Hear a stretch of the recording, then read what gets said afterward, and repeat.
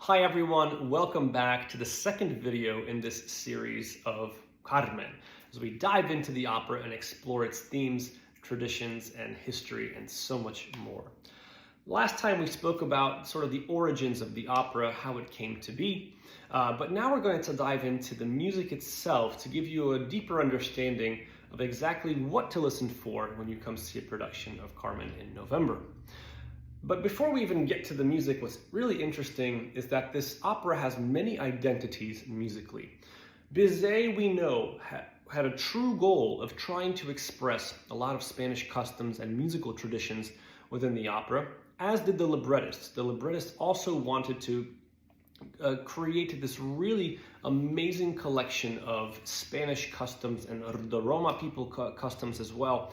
And that's all brought to life within this score that feels like it changes genres along the way. And that's my first introduction for you, is that Bizet fuses this amazing French lyricism in his work that's also somehow measured and counterbalanced with this very Italianate operatic stylistic tendency. You'll notice some of the melodies, some of the way he uses rhythms, dance sequences, how thin the orchestration is at times, almost hearkening back to that bel canto era. Now, he would have been really familiar with that because he won the Prix de Rome and therefore got to go study in Italy for 3 years to work on composition, where he fell in love with Italian opera and everything it had to offer. It's no surprise then that we see a lot of Italian sort of traditions and customs of opera in Carmen. But famously, the overture begins with the music of the bullfight from Act 4, the very, very energetic theme. You know it. And that's the opening theme of the overture, and we get this really joyous, celebratory, energetic music. Audiences would have, I'm sure, enjoyed this. What a fun way to begin this opera at the Opéra Comique, the family-friendly theater, remember. But then, almost nearly as soon as that music is over, we are presented with something very different. One of the most important elements musically of Carmen, and that is the Fate motive. Directly after the overture, before big number 1, the first scene, we hear this very, very dark and dense texture. And then this theme.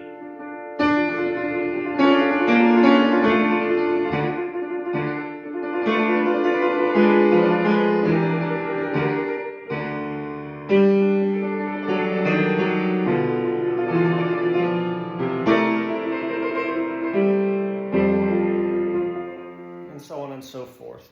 And this theme comes back time and time and time again in the opera, but sometimes it's not that so. Sometimes it's like this.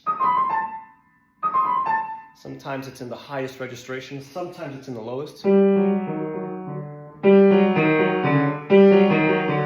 Always be on guard to listen for this theme, as it's going to find its way throughout the opera. Whenever it appears, something to do with fate is going to appear, and whether it's the flower that Carmen throws later, or maybe it's something else. And fate is a central theme of our production of Carmen. It's represented in many different ways. You'll have to come see it to find out exactly how. But we move on from that initial fate motive and the overture to the opening scene, where we meet Morales and Micaela as she's trying to find her sergeant, her soldier, Don José. She has news from home, a letter from his mother. And we don't really get to see much. She meets one of the other soldiers that's not in José's regiment, Morales. Morales opens the show. They have a brief interaction. And as we move on through, we are inundated with so many experiences and so many different things all at once.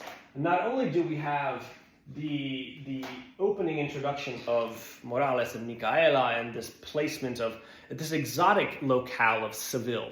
Seville is one of the most sort of famous opera locations. It is famous because it's located in the heart of Andalusia, this very exotic center of European music that would have been popular for composers in the 19th century. You see this everywhere. Don Giovanni is set in Seville. The Barber of Seville, it's in Seville. The Marriage of Figaro, therefore, also in Seville. And Carmen, also in Seville. Seville was rich with so much culture, a fusion, so many different cultures meeting all in one spot. Have this beautiful, rich, early flamenco style, all these different dances, the influence of North African tribes migrating through. Its impact is seen all over that region of Spain, but also, of course, influences from the north, from France, from Portugal, but also from across the Atlantic. And that's one thing that's really, really interesting and cool about Act 1 is that it features one of these melodies, the habanera. Now, if you notice and think about the title of that song, the habanera, it actually is the name of a location, and that is the Havana. Havana, which is, of course, from Cuba. We all know the famous habanera.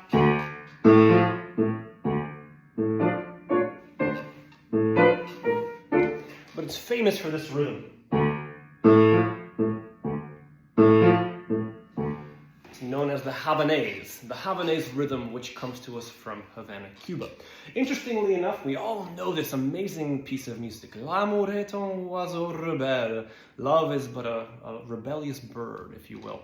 But the music comes to us from a Spanish composer named Sebastián Iradier. The piece itself is El Arroglito, the little bird. And this is interesting how they fused the original title and text of this with the current version of it, Carmen's Habanera.